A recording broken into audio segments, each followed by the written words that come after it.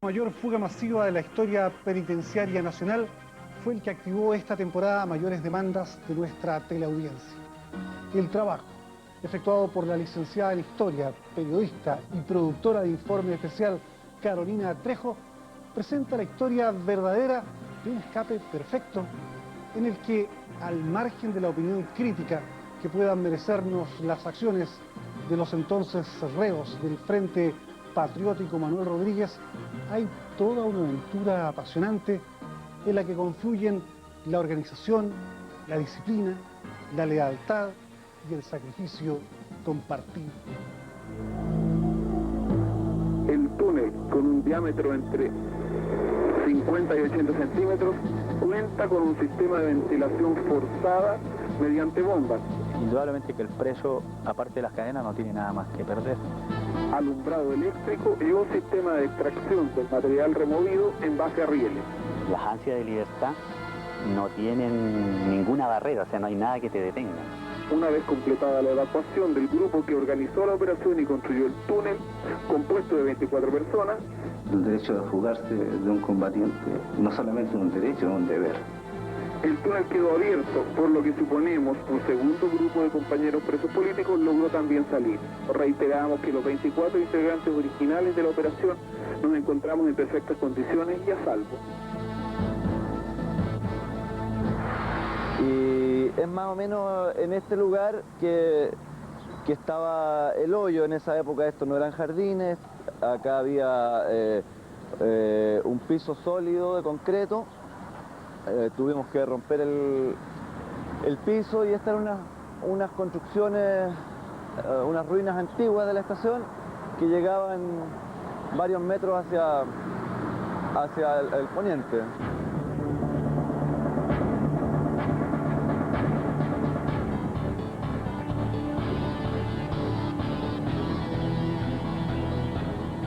A comienzos de 1990, a través de un túnel de más de 60 metros, escaparon 49 presos políticos desde la ex cárcel pública. Entre la noche del 29 y la madrugada del 30 de enero, terminó la Operación Éxito, una de las fugas más espectaculares de la historia carcelaria chilena.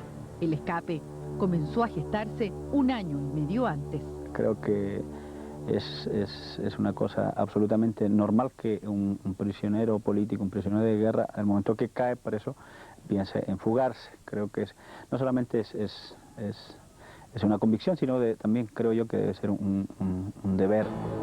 Miguel, como varios de los protagonistas de esta fuga, se encuentra hoy fuera del país. Proviene de una familia minera, ingresó a las Juventudes Comunistas tempranamente. Fundador del Frente en Concepción, cae detenido pocos meses después del atentado al general Pinochet. Miguel fue el jefe operativo de la Operación Éxito. Caí el año 86, el 1 de diciembre, supuestamente por ser jefe de operaciones del Frente y el jefe del atentado. Luego de la fuga de Sergio Buchmann de la cárcel de Valparaíso a mediados de 1987, las autoridades de la época decidieron reunir a todos los presos políticos en un solo penal. De esta forma, convirtieron el viejo edificio de General Maquena en una cárcel de máxima seguridad. En ese momento, cuando nos agrupan allí, esa cárcel se convierte, por así decirlo, en una cárcel de alta seguridad. Las galerías todas las cortaron por la mitad. Y la parte que daban hacia el centro fueron entregadas para los presos políticos. Y las que daban hacia las calles eran con presos comunes. Y se enaltaron las rejas, se doblaron las guardias, y se hicieron un montón de fenómenos, e incluso se colocaron algunas cámaras de televisión de circuito cerrado. Remodelada, la cárcel quedaba descartada toda fuga por una toma, un asalto o un rescate. La única posibilidad de los prisioneros era a través del suelo. No otro tipo de fuga, porque cualquier otro tipo de fuga significa irse a sangre y fuego, cosa que nosotros no estamos de acuerdo en hacerlo. Queríamos salir limpios ahí. Es una operación elegante, ¿no? Es lo fundamental, una operación elegante, limpia y que permite una salida de gran cantidad de personas. El triunfo del no en octubre de 1988 no permitió la permanencia de Pinochet en el poder por otros 8 años, pero no ofreció ninguna solución rápida a la situación de los presos políticos. A 2 meses del plebiscito, la determinación de fugarse no cambió. Ideado el plan, la preocupación de los miembros del Frente era resolver hacia dónde ir, qué dirección tomar. Después de hacer un análisis de las posibles vías, empezamos a descartar, ¿no? Teatino, existía un laboratorio en ese tiempo, no nos daba confianza el laboratorio, además que era una estructura nueva. Nosotros sabíamos que donde llegáramos teníamos que romper hacia el exterior y esa iba a ser una barrera dura de romper, ¿no? Por otro lado, al lado no me recuerdo la otra calle, ¿no?, que está paralela a Teatino. Estaba en terminal de buses, había una situación social muy complicada en esa zona, mucha policía dando vuelta en el sector, prostitución, etc. Entonces también descartábamos ese lado. Ahora, por el frente de la cárcel donde estaba investigación era menos, no se podía, era imposible. Entonces la única salida viable para nosotros era hacia Balmaceda. Justamente los informes de inteligencia habían descartado que la fuga pudiera realizarse hacia la calle Balmaceda, donde finalmente se efectuó. ¿Por qué? Porque se decía que ahí cualquier forado se iba a topar con la bóveda del metro. La alternativa que nos quedaba, la única, era hacia el Mapocho. ¿Por qué? Porque nosotros sabíamos que el metro de Santiago de Chile lo habían hecho los franceses, ¿no? Por lo tanto, los franceses tienen fama de tener buenos arquitectos, ¿no? Entonces, no iban a ser tan hueones los franceses, ¿no?, de pegar la losa de la calle con la losa del techo del metro. Jamás lo iban a hacer los franceses. Tenían que haber una capa de estabilizador. Otro obstáculo, y quizás el más difícil, fue la tierra.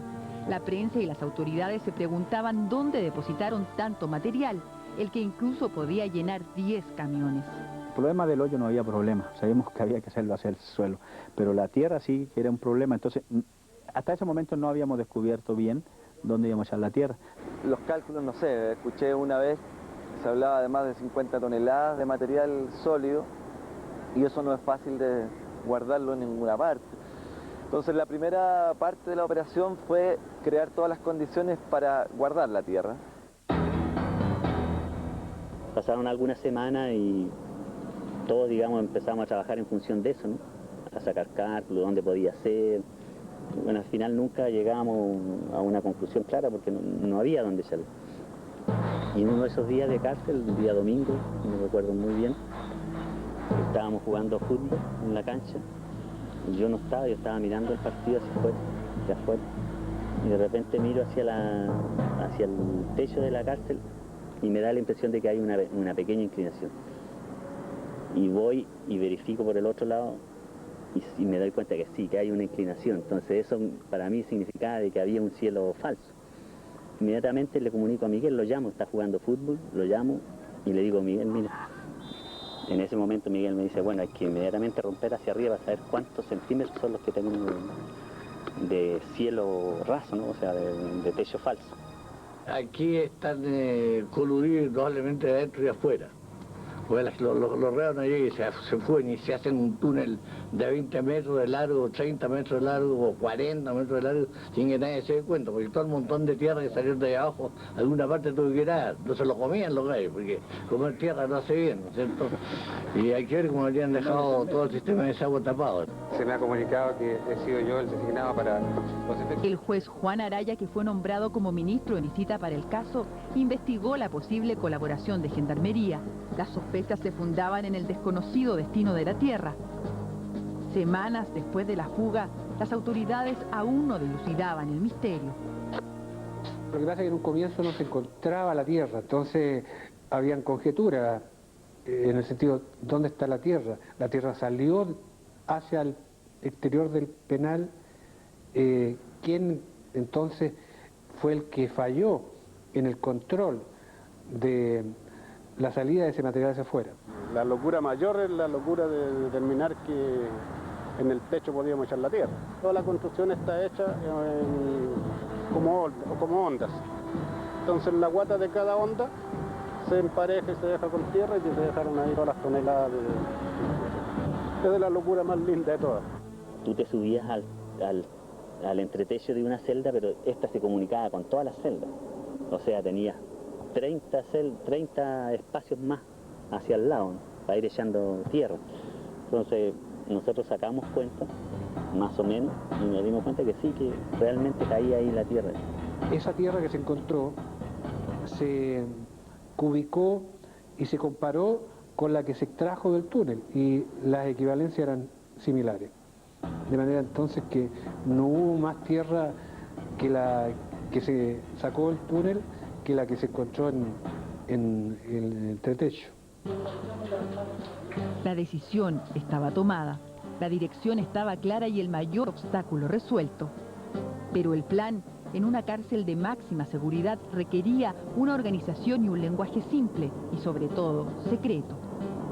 Para encubrir, digamos, los nombres y referirnos a ellos, les denominamos algunas frutas. Manzana era la puerta que daba hacia el túnel.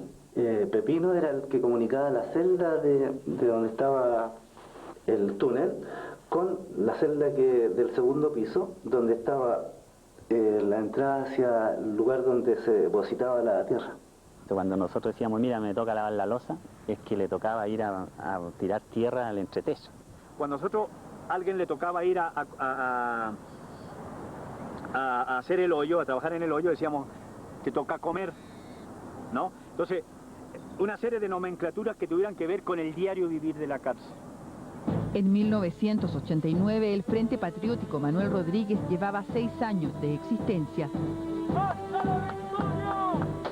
Empeñado en derrotar militarmente al régimen de Pinochet, había, sin éxito, emboscado a la comitiva del general en 86 e internado 50 toneladas de armas ese mismo año. Secuestró durante 3 meses al coronel de ejército Carlos Carreño en el 87 y asaltó el retén de carabineros de Los Queñes en la 7ª región un año después. Los servicios de seguridad lo habían golpeado con dureza. 12 muertos en la Operación Albania en junio de 1987 y 5 desaparecidos en septiembre de ese mismo año. Para la Operación Éxito, los confabulados encontraron en esa historia una fuente abundante de nombres para sus chapas. Nosotros recurrimos a los nombres de nuestro héroe, la gente que era militante del frente y que había caído combatiendo o había sido asesinada. Yo me llamaba Ignacio en la operación, por Ignacio Valenzuela Pojoreiki. Mi nombre era Miguel Ángel. El mío era, como tú ves, Esther, por una compañera Esther Cabrera que fue asesinada. Organizados, comenzaron su misión. Debían realizar los forados hacia el techo, la entrada al túnel y aquel que uniría a ambos calabozos. El primero comunicaba al entretecho y lo llamaron Pera. El techo se conoce desde el punto de vista arquitectónico como medio punto, un cuarto punto, es una curvatura en el techo. Y que está sustentada por la presión hacia los costados. O sea, cada ladrillo está haciendo presión hacia los costados. Por lo tanto, si tú le sacas un ladrillo arriba, el techo se te podría desplomar. Por lo tanto, había que buscar el punto exacto donde poder hacer el corte y que no perdiera la firmeza, digamos. Cuando nosotros sacamos el bloque de arriba, fue terrible porque nosotros estábamos convencidos que el bloque iba a salir completo, ¿no? Cuando se salió, se quebró entero. Entonces se hizo mierda, o sea, se hizo un pastel, ¿no? O sea, no quedó nada. Entonces, ¿qué queda? Tenemos cal, sí tenemos cal. Yo no me acuerdo quién fue el que dijo, bueno, hagamos calicanto, ¿no? Entonces, bueno, huevos. Empezamos a reunir entre todos ahí los huevos que teníamos, entre los 12 que habíamos ahí, y juntamos como 6, 7 docenas, ¿no? Que no se hizo absolutamente nada, ¿no? Entonces empezamos otra vez a buscar entre todos, a compramos como 3 docenas de huevos ahí en la policía, y a buscar entre los demás combatientes y gente de presos políticos. Logramos reunir alrededor de 17 docenas de huevos. que hasta con cáscara le echaban a parar. Y se hizo un bloque nuevo. Se copia un poco las técnicas de vietnamitas, de los topos que hacían los vietnamitas. El sistema de puerta que ellos usaban, que lo hacían en la tierra, nosotros lo hicimos en el techo, ¿no? Que son cortes en diagonal que permiten que el bloque quede atrapado, y si tú lo empujas hacia arriba puede salir, pero si lo sueltas queda atrapado y no sale. Las primeras cuestiones con tierra que sacamos era trabajamos 3 horas y sacábamos un puñado de polvo, ¿no? Entonces era desesperante, ¿no? Porque si tú decías, puta madre, si resulta que son 100 metros para allá, ¿no? Y recién 2 horas y media para sacar una cagada de puño de polvo, puta, en 500 años más nos vamos a jugar de esta mierda, ¿no? Lo difícil del trabajo requirió más personas para la operación. Se incorporaron Luis González, Daniel Alfaro, Marcelo Oces y los últimos trasladados de la penitenciaría, entre ellos Diego Lira, encargado del desembarco en la internación de armas de Carrizal, vive hoy clandestinamente en Chile. Recuerda que ya desde el otro penal había planeado escaparse junto a Miguel Montesino, por lo que suponía que algún intento de fuga debía estar fraguándose en la ex cárcel pública. Cuando llego a la pública, converso con Miguel y le digo, pero instantáneo, ¿cómo voy ahí? O sea, queriendo decirle al tiro, bueno, empezamos a trabajar desde ya o no. Así que como a los 3 días, 4 días ya estaba trabajando en la fuga. Quienes idearon y planificaron la fuga hicieron una selección cuidadosa de quienes podían incorporarse en este plan de fuga, de las personas que estaban en condiciones de poder participar y mantener un silencio hermético respecto a este plan de fuga para justamente hacer posible que este no fracasara. El 16 de julio del 89, el líder demócrata cristiano de la Concertación, Patricio Aylwin, es proclamado como candidato único de la alianza en las primeras elecciones presidenciales en 19 años. Pero los frentistas no legitimaban el itinerario fijado por una constitución promulgada por Pinochet y estaban resueltos a seguir con su plan. Cada puerta fue bien camuflada. En el caso del túnel, los rodriguistas sacaron un bloque del muro de la entrada a la celda y bajo esa muralla comenzaron el hoyo. Para cubrirlo, fabricaron un pedazo de muro movible en yeso con las mismas características del trozo de muralla que rompieron para iniciar la excavación y que sonaba igual al ser golpeado en los allanamientos hechos por Gendarmería. Tan importante como camuflar los accesos era ocultar la operación al resto de la población penal. La fuga también contó con un jefe de inteligencia. Significaba evitar que los gendarmes supieran de la actividad, que los demás presos supieran de la actividad, e incluso tratar de resguardar de que los compañeros no pudieran filtrar la información a familiares, a amigos que ellos pensaran que podían ayudar. El éxito de la misma se dio justamente al hecho que se hizo en forma muy compartimentada, empleando técnicas de inteligencia, lo que revelaba la alta preparación de quienes idearon la fuga, la planificaron y la llevaron a cabo. El camuflaje fue un éxito. Del plan no se percataron los gendarmes ni el centenar de experimentados combatientes recluidos en la cárcel. El único que se dio cuenta y que tuvo la capacidad para vulnerar la seguridad fue un joven prisionero. Yo no estaba incorporado dentro del grupo de la fuga y me di cuenta, o sea, hubo indicios que me indicaron que algo se estaba preparando. Entonces, como uno conoce a las personas, conoce las afinidades, conoce con quiénes se junta cada individuo, 2 individuos que no se corresponden y andan muy juntos y muy amigables, cuando en el pasado no lo fueron. Dijo, no, o sea, 2 más 2 son 4, no pueden ser 6 ni 8, pues. Entonces se dio cuenta, vio movimientos raros, él tuvo la inteligencia y la osadía de empezar a seguirnos. Nosotros sabíamos que tarde o temprano teníamos que ingresarlo porque, aparte de ser un buen combatiente, era un hombre muy hábil. Eduardo completó la lista de los 20 rodriguistas que trabajaron en la fuga. Él ingresa en momentos en que los presos ya habían tocado tierra y llevaban varios metros avanzados hacia afuera. 12 o 13 metros. O sea, ya habían habían entrado hacia abajo, pero en términos de longitud, eran como 12 metros. El túnel se cavó a 3 metros de profundidad, en semicírculo, y se reforzó con tablas que los prisioneros sacaron de sus catres para evitar derrumbes. En su construcción se utilizaron todo tipo de utensilios para extraer la mayor cantidad de tierra. Todo lo que tuviera algún sentido de herramienta nos servía, una cuchara, un cuchillo, para ir cavando, ¿no? Un pedazo de metal, la pata de una mesa, por ejemplo, también nos sirvió, una tapa de una olla. O sea, todas esas cosas que hay en las cárceles, que uno le puede dar ese uso práctico en un túnel, ¿no? Cosas así técnicas no existieron, no hubo elementos técnicos sofisticados para poder ayudar a eso, ninguno. Fue todo creación de todo lo que existía ahí dentro de la cárcel. A medida que el túnel crecía y que en ese momento alcanzaba los 25 metros de largo, el trabajo se hizo más difícil. La falta de aire, la fatiga y las ansias de libertad hacían que cada palmo del avance se transformara en una tortura.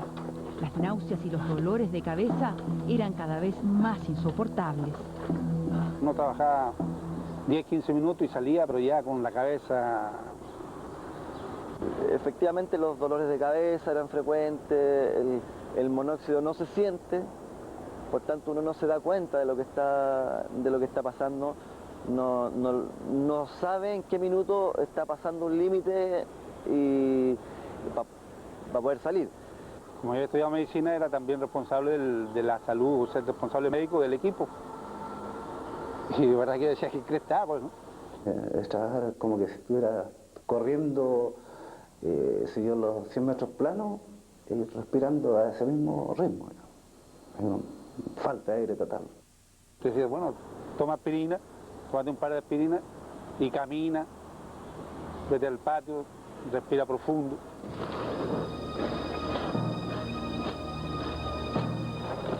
Y en un momento toda la inventiva, la creatividad y los ingeniosos sistemas de ventilación, comunicación e iluminación que diseñaron los autores del gran escape de la Operación Éxito.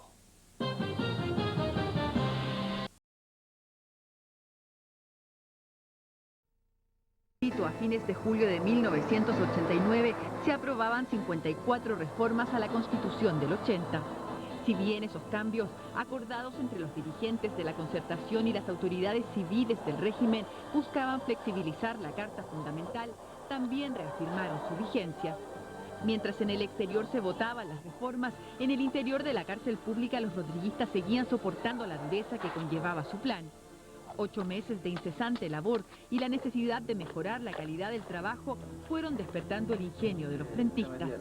Para hacer llegar aire al túnel inventaron un método, primero por medio de un fuelle y luego a través de un original sistema que les permitió alcanzar los 60 metros requeridos. Fue un sistema de un ventilador metido dentro de un recipiente, ¿no? En donde había una entrada y una salida de aire. Entonces la entrada la tomaba desde fuera de la entrada de la celda y ya la tiraba con fuerza hacia adentro. Lo hicimos de un motorcito, hicimos unas aspas como de ventilador, que fue una olla que a un compañero le robamos. Le robamos la tapa, que era la única tapa que nos daba el diámetro exacto. Y ya para adentro ya lo metimos, lo condujimos el aire por mangas de plástico, que eran las que utilizábamos nosotros para embolsar la artesanía. Y intercalado así a ciertas distancias con las botellas de 1,5 litros de Fanta, Coca-Cola, lo que hubiera, ¿no? Las cortábamos por lado y lado, entonces nos servían como tubos para, si caía alguna piedra o algo, no estrangulara el paso del aire. Pero a la asfixia debieron agregar la estrechez y la incomodidad de un espacio que era premeditadamente reducido. El avance era tortuoso. Se trataba de ahorrar el máximo de espacio posible, o sea, pasar solamente, qué sé yo, lo que llamamos restar, digamos, o sea, desplazarnos apenas con los codos y avanzar sin levantarnos, sin la posibilidad de levantarnos. Entonces, no sobraba más de 5 o 10 centímetros por lado, digamos, del cuerpo, digamos, estirado. De hecho, el avance, la mayor parte no podía ser puntiagudo porque no teníamos espacio, ¿no? O sea, ahí era las manos hacia adelante, con la punta de los dedos, la punta de los pies, ¿no? Muy despacito, nos demorábamos mucho. La fatiga física comenzó a amenazar la voluntad de estos improvisados y ansiosos constructores. El ahogo y la estrechez dio paso a crecientes grados de angustia. No teníamos espacio para darnos vuelta, entonces para salir teníamos que salir retrocediendo, lo cual era bastante incómodo por lo pequeño del espacio y todo lo demás, y además de eso nos hacía aumentar la sensación de claustrofobia. La claustrofobia era el problema mayor de todo ese tipo de cosas. ¿Y qué sentías? No, sentía una desesperación muy grande de estar ahí, ¿no? Verte totalmente desprotegido, que verte en un agujero que en cualquier momento se te podía venir abajo, era desesperante. ¿Y cómo se supera? ¿Cómo se supera? No sé si lo habré superado alguna vez, yo creo que fue más el amor propio en que mis compañeros me agarraron, pero me dijeron de todo menos bonito. Para combatir las incipientes fobias, realizaron encierros terapéuticos, durmieron con almohadas y conversaron con los más afectados. Otra de las cosas que hicieron para dominar la angustia y mejorar las condiciones de trabajo fue iluminar el túnel. Ya empezamos a meter cable eléctrico muy fino, ¿no? Y a poner soquetes de luz lo más pequeño posible, con las bombillas más pequeñas, o sea, las ampolletas más pequeñas que hubieran en el mercado, o sea, lo más pequeño para también no llamar la atención sobre el consumo de electricidad, porque también era controlado. En un principio empezamos a usar luces normal y corriente. El calor de una ampolleta lo empezamos a sentir, porque el espacio es muy reducido, 50 por 50 prácticamente no es nada, entonces empezamos a buscar alternativas y justamente nos dieron el dato ese de una ampolleta de luz fría, ¿no? De unos pequeños foquitos que alumbran casi igual que una ampolleta normal, y eso lo íbamos poniendo.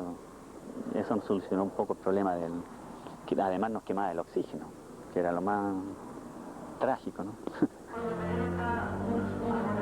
Los continuos allanamientos sorpresa, los temblores y derrumbes fueron otras de las situaciones que pusieron a prueba la voluntad de estos decididos reclusos. Y dentro de los sustos también, retomándolo, fue un temblor que nos pilló adentro.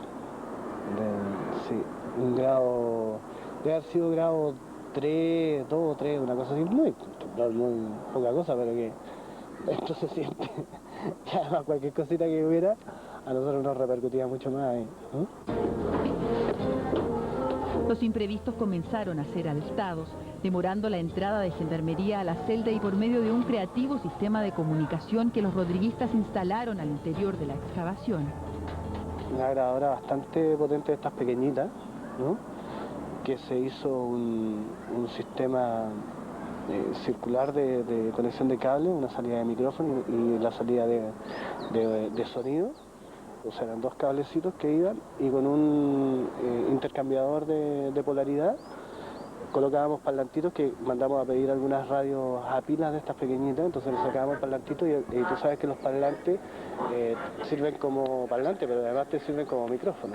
Entonces para no comunicarnos, lo único que teníamos que hacer era bajar o subir la perilla según estuviera y ya nos escuchaban arriba y nos escuchaban las otras basificaciones. Y así hicimos un sistema de comunicación bastante bueno. El sistema quedó tan bien hecho que, por ejemplo, cada 20 metros más o menos en el túnel, nosotros teníamos un audífono ahí. Entonces ahí podíamos hablar, pedir cualquier material para afuera, o de afuera podían avisarnos cualquier cosa. Así que el que estaba trabajando en la punta, 30 o 40 metros de la celda, tenía comunicación directa con el que estaba haciendo guardia afuera. El sistema de comunicación recorría todo el túnel, que a esas alturas de la celda se prolongaba en dirección norte cruzando 2 galerías, 2 patios y la línea de fuego. En su interior, de apenas 50 centímetros de diámetro, cada 15 metros se hicieron bases que fueron lugares más amplios que permitían a los excavadores darse vuelta y almacenar las bolsas con tierra. La creación no se detuvo y se inspiró en otros famosos escapes. Así fue como se colocaron rieles de madera y se construyó un carro, similar al que ocupó un grupo de prisioneros aliados para evadirse de un campo de concentración nazi. Cuando hay la necesidad de transportar un material muy pesado, lo primero que se ocurre es que haya una cosa con ruedas, ¿no? Y básicamente, como el terreno es irregular, tiene que tener una línea por donde pasar, si no se cae. Cuando ya llevábamos más de 20, 30 metros nos dimos cuenta que era necesario poner una línea para poner un carrito para traer la tierra, porque era mucho más fácil acarrear la tierra en un carro que tirarla con un cordel. Las bolsas se iban rompiendo, entonces había que hacer un carrito. Incorporadas todas estas artesanales soluciones, cada día se iniciaba una larga jornada que involucraba toda una línea de trabajo. Entre una hora, media hora ya uno empezaba a acercarse ahí, empezaba a conversar, salía, entraba, para ya habituar a la gente que estaba ahí. Y en una de esas tantas entradas y salidas, se cerraba la puerta, uno se vestía, se abría toda la puerta, ¿no?, del túnel, y uno entraba, ¿no? Y posteriormente que ya uno entraba rápidamente, se abría la puerta nuevamente de la celda. Eso era rápido, eso duraba máximo 5 minutos. Era un día de trabajo, ¿no?, para sacar tierra. Mientras 3 sacaban tierra, porque mira, mientras uno cavaba, le lanzaba con una especie de tarrito, ¿no?, llenaba el tarrito y el otro lo jalaba, ¿no?, con un hilo, iba llenando las bolsas, y otro echaba esas bolsas que se llenaban y le echaba en un carrito, y el otro tiraba el carrito para atrás e iba embolsando en otras bolsas ya y asegurándolas y acomodándolas para lograr sacar entre 30 y 40 bolsas en ese turno. Fuera ese turno de la noche o en el día, pues. Y cuando llegábamos fuera de la celda nos limpiábamos, o sea, cogíamos una toalla húmeda, ¿no?, y nos pasábamos por todas las patas, nos limpiábamos bien, nos arreglábamos el pelo, en fin, porque no podíamos dar ninguna luz de que había tierra. Así que la cárcel pública no tenía tierra por ningún lado, no teníamos ni macetas casi. Las bolsas con tierra hechas con piernas de blue jeans y cosidas en un extremo se subían a la celda del segundo piso a través del pepino. Después de que esas bolsas de tierra estaban en el entretecho, había que llevarlas hacia el fondo del entretecho. O sea, trasladarlas unos 15, 20 metros de lado cada bolsa, abrirla y empezar a esparcir la tierra lentamente. Eso había que hacer con cada bolsa, una a una. El trabajo en el entretecho fue casi tan difícil como en el túnel. Había que distribuir la tierra sobre las celdas de los demás prisioneros y de los propios gendarmes con el menor ruido posible. La verdad es que había que hacer toda una implementación arriba del techo porque son muros que transmiten el ruido. Hicimos todo un sistema de forrar el techo con frazada para no producir roce de las bolsas. Entonces pusimos todas estas frazadas y el primer sector que llenamos de tierra fue justamente en la cabeza de los gendarmes. Ahora las frazadas era fácil conseguirlas dentro de la cárcel porque eran materiales que Gendarmería no ponía dificultad para entrar, ¿no? Cualquier familiar te podía traer 1 o 2 frazadas. Pero quizás el mayor problema que debieron enfrentar quienes trabajaban en el entretecho fueron las extremas temperaturas que tuvieron que soportar. La verdad es que el trabajo del techo no lo soportaba mucha gente por efecto de la temperatura que existía en el techo en el verano, porque está cubierto con zinc, en lo cual realmente uno tiene una temperatura que deben ser, me imagino yo, 50 grados deben haber, porque de hecho se pasaba los brazos por las latas y ya llenos de ampollas. Por eso a pleno sol, más en verano que estábamos ahí, era para achicharrarse, era sudar, entrar ahí en calzoncillos nada más y trabajar en calzoncillos. Es un trabajo durísimo, en el cual uno sale absolutamente deshidratado, tiene que estar 3/4 de hora tomando agua a sorbito para poder reponerse y poder salir al patio o a jugar a la pelota, a cumplir con todas las tareas del colectivo que tú no puedes dejar de hacerla porque produce sospecha. Cada turno, además de involucrar a los hombres que trabajaban en el túnel y en el entretecho, contaba con un grupo de vigilancia que mantenía distraídos a gendarmes y prisioneros. Afuera de la celda, aparte de los que estaban adentro, había una guardia permanente, ¿no?, que normalmente estaba haciendo una mateada o estaba tocando guitarra, etcétera, etcétera. En algún momento a todos nos correspondía ir a tomar mate, ir a jugar, ir a conversar, ir a visitar celdas, ir a hablar con personas. De alguna manera nos íbamos turnando de acuerdo a una planificación que hacíamos. A pesar de trabajar en varios turnos, día y noche, nunca descuidaron ninguna de las actividades normales que cada uno de los integrantes de la fuga realizaba en el penal. Nosotros nos propusimos desde el principio mantener la normalidad en la vida, ¿no? La mayoría de nosotros llevaba algunos años presos y tenía una rutina, ¿no? Y esa rutina no se podía alterar. Nosotros como combatientes no solamente estábamos trabajando en el túnel, sino que además teníamos las tareas normales de preso político, que significaba hacer trabajo político, pertenecer a algún comité social, hacer actividad partidaria, hacer artesanía para la organización de presos políticos. O sea, toda esa actividad y además las actividades deportivas, culturales, etcétera. El trabajo que se hacía en el techo, en el túnel y la vigilancia fue facilitado por las condiciones particulares que tenía el remodelado penal. Se agrupó a gente muy preparada, muy experimentada, que se cohesionó y logró formar un frente que empezó a lograr que se le dieran cada vez más facilidades, a presionar a los funcionarios de gendarmería que los custodiaban, a lograr ventajas, todo lo cual hizo que, en definitiva, se fueran relajando y flexibilizando las medidas de seguridad. Los gendarmes creyeron que el hecho de tenerlos ahí agrupados en estos módulos, ya eso de por sí les daba a ellos esa seguridad de que una fuga había que descartarla. Con el paso permitido por gendarmería a otras galerías y con un horario nocturno de encierro, las jornadas para avanzar en la construcción del túnel se hicieron mayores. Aumentaron los turnos y empezaron a trabajar las 24 horas para conseguir fugarse aún en dictadura. El 11 de diciembre, Patricio Aylwin había sido electo presidente y asumiría su mandato el 11 de marzo de 1990. Nosotros quisimos salir antes. Quisimos salir antes de que asumiera el gobierno de Aylwin.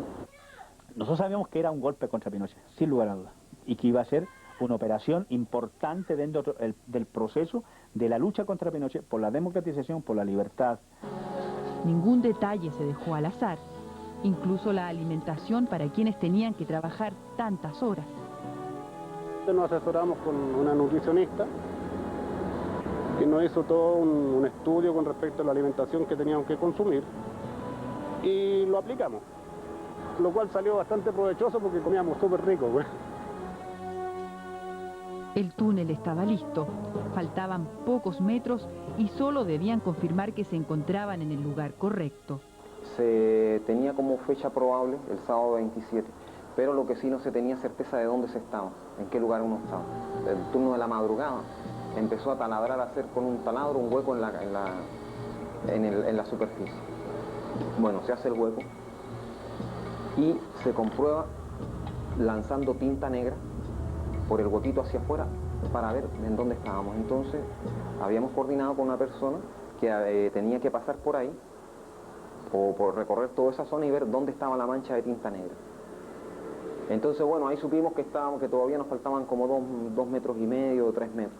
Nosotros estábamos hacia afuera del muro, es decir, en la calle, y la intención nuestra era pasar el muro donde en esa época había una construcción, unas ruinas de la antigua estación Mapocho.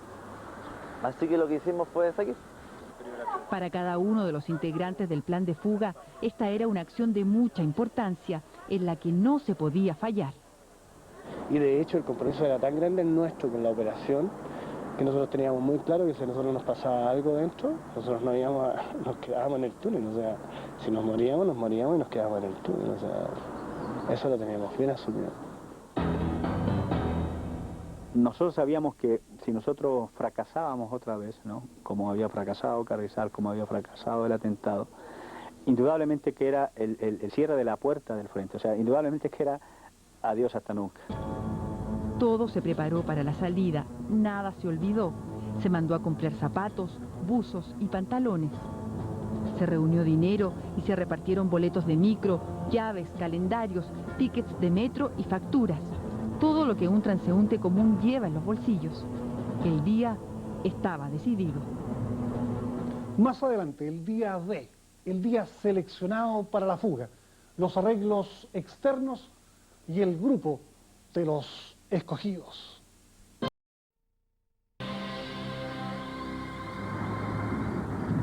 La noche del 29 de enero de 1990 fue la fecha escogida para el escape.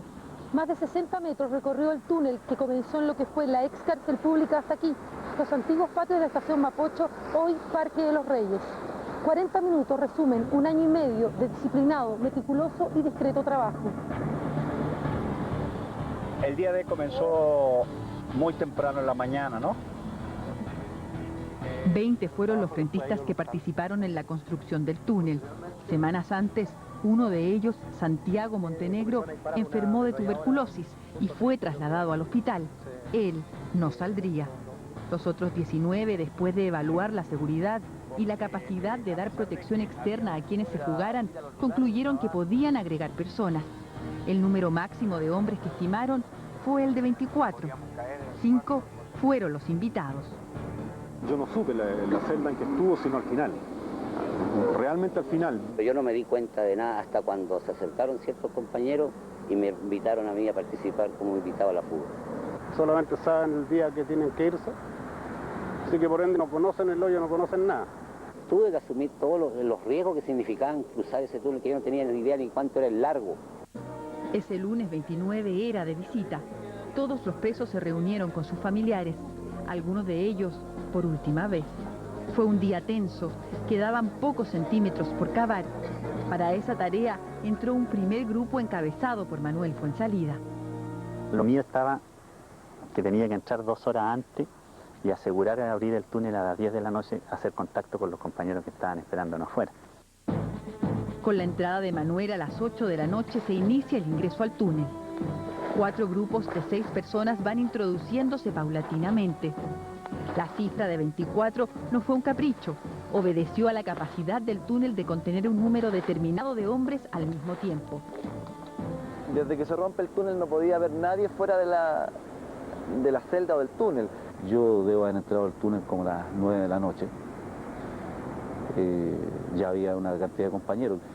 La puerta del túnel se abre en el momento de salir, nunca estuvo abierta. Se abrió en el instante.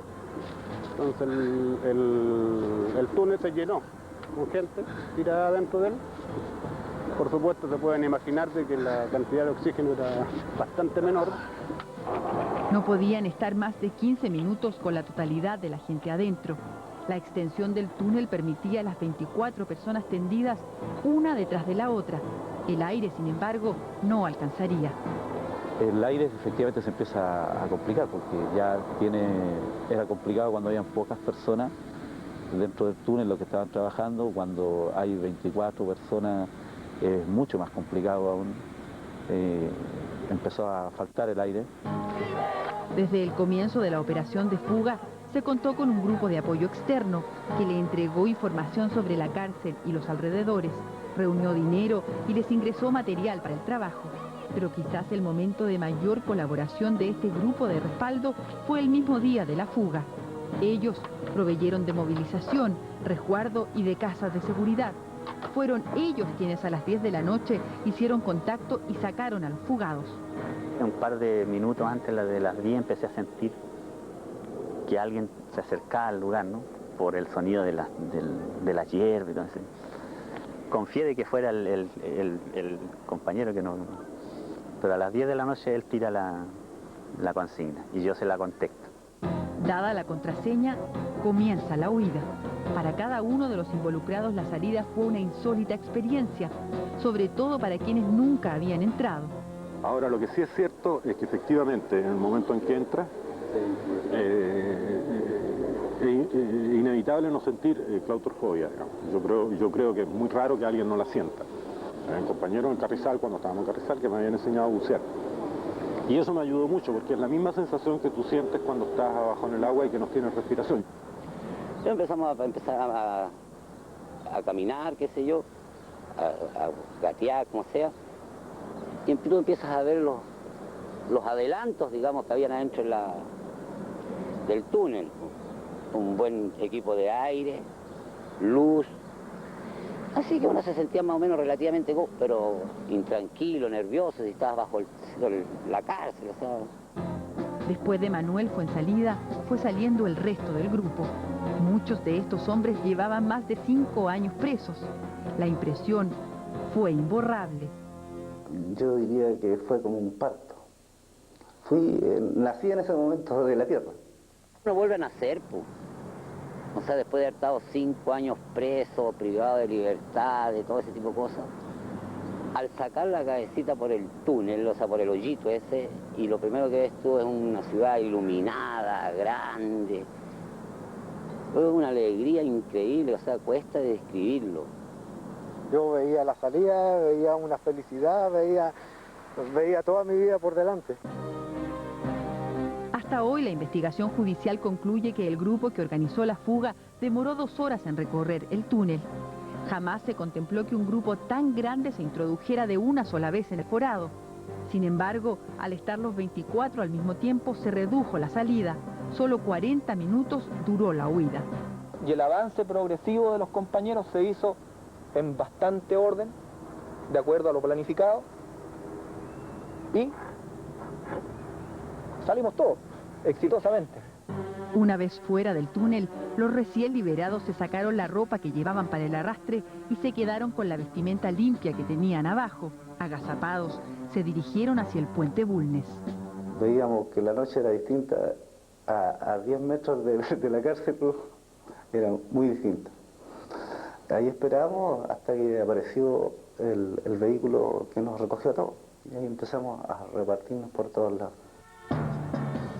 Un detalle inédito y que nunca se reveló es que el grupo del frente se fue completo en un bus de la locomoción colectiva. Yo pienso que lo del bus fue una idea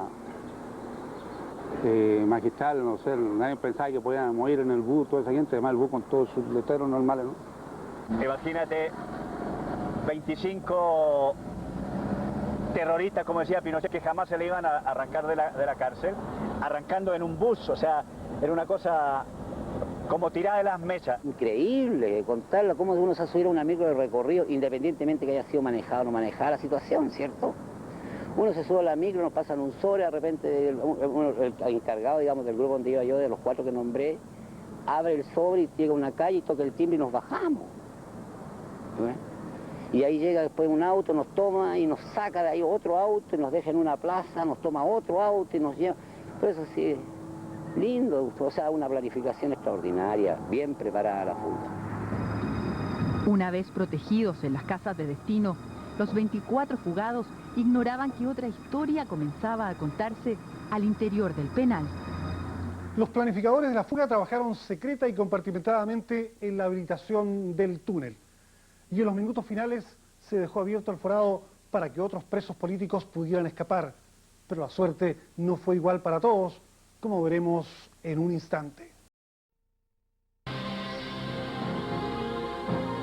Cuando los 24 fugados ya estaban a salvo en las casas designadas previamente, una nueva historia comenzaba esa noche en la cárcel pública. Después de la fuga se corre el rumor de que hay un túnel, de que hay una fuga, ¿no? Y no se sabe cómo, ni quiénes, ni nada. Era con las 12 de la noche, nos estábamos en una reunión y llega un compañero del partido a avisarnos que había que faltaban 10 compañeros, y que sabían que no se habían ido, que ya no estaban. Y de ahí en adelante comienza toda una suerte de carreras, de preparativos, de arreglos, de primero encontrar por dónde se había provocado la fuga. En 1987, el Frente Patriótico Manuel Rodríguez se divide. El nuevo escenario político que surge después que fracasa el plan de internación de armas y el atentado a Pinochet y la definición de su accionar ante una próxima transición democrática provocó el quiebre de la colectividad. Nace el denominado Frente Autónomo, que se lleva a un importante número de sus militantes. La Operación Éxito fue planificada y ejecutada por integrantes del Frente Patriótico inicial. Para este grupo, la determinación de dejar el túnel abierto generó un acalorado debate. Esta alternativa era peligrosa porque Gendarmería podía ser quien notara primero la falta de gente y se dirigiera a la celda en momentos en que los 24 podían estar aún dentro del túnel.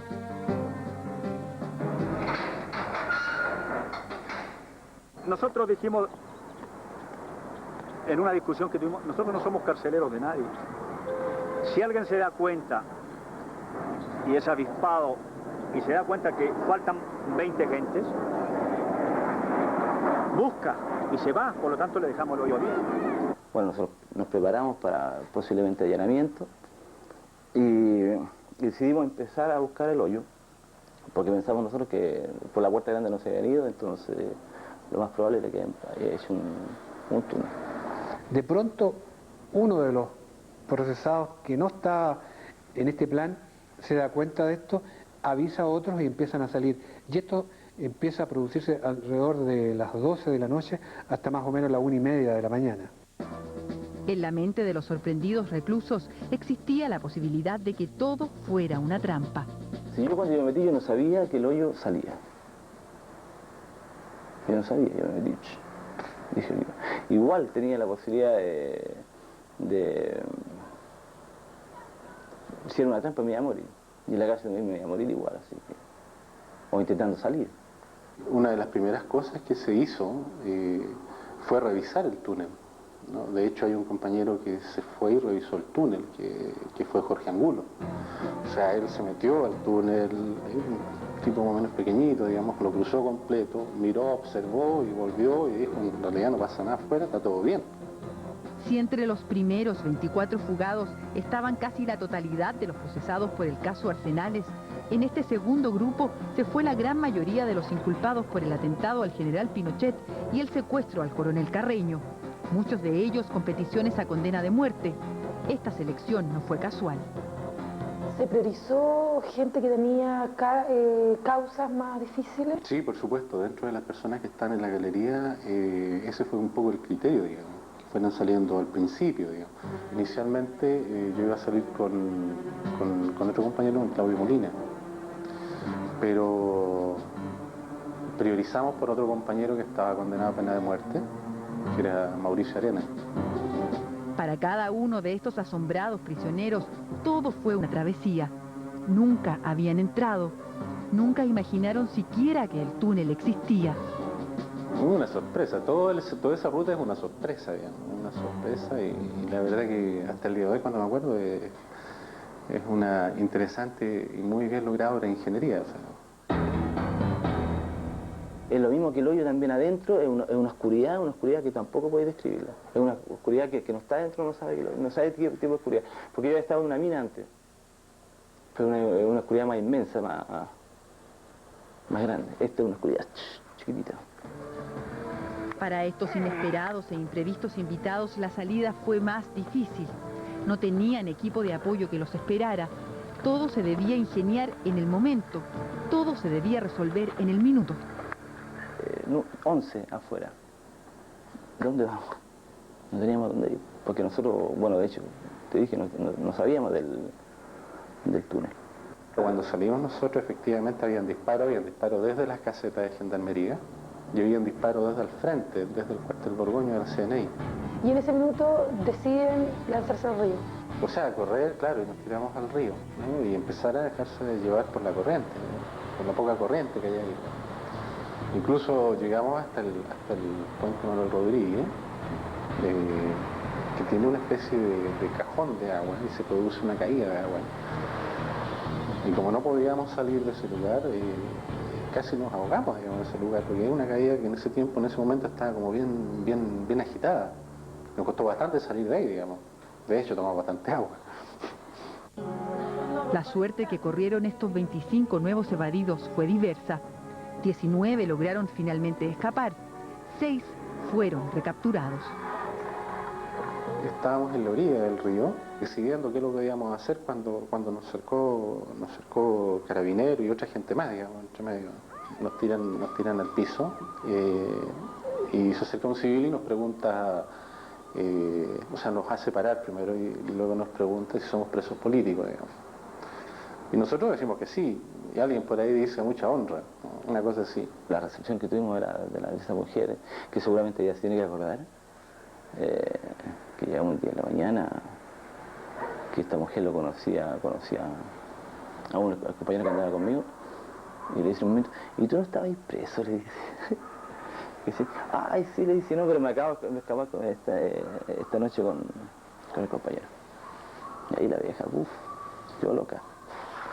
Estuvimos 2 o 3 días en esa casa hasta que ya contactamos a nuestras respectivas organizaciones y ahí nos toman. Una situación tragicómica le ocurrió a Jorge Martínez. De acuerdo con el comunicado de prensa entregado por Gendarmería, Martínez habría sido capturado por los gendarmes en la salida del túnel, porque, comillas, habría quedado atrapado debido a su gruesa contextura física. Ha pasado más de una década y el relato de sus compañeros y del propio Martínez desmienten esta versión. Jorge, ¿tú nunca quedaste atrapado entonces? No, o sea, en ningún momento quedé atrapado, digamos.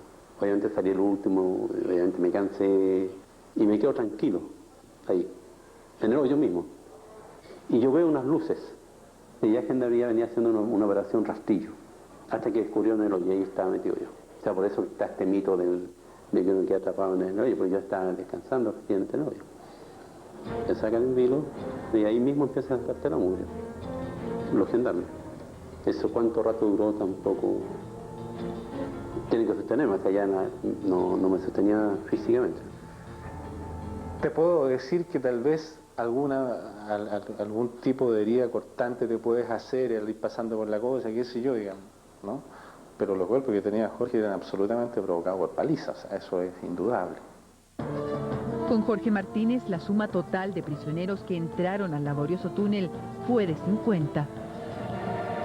40 días antes de la celebración de la llegada del nuevo gobierno, la Operación Éxito concluía tras 1 año y medio de trabajo con 7 prisioneros recapturados y 43 presos políticos fugados.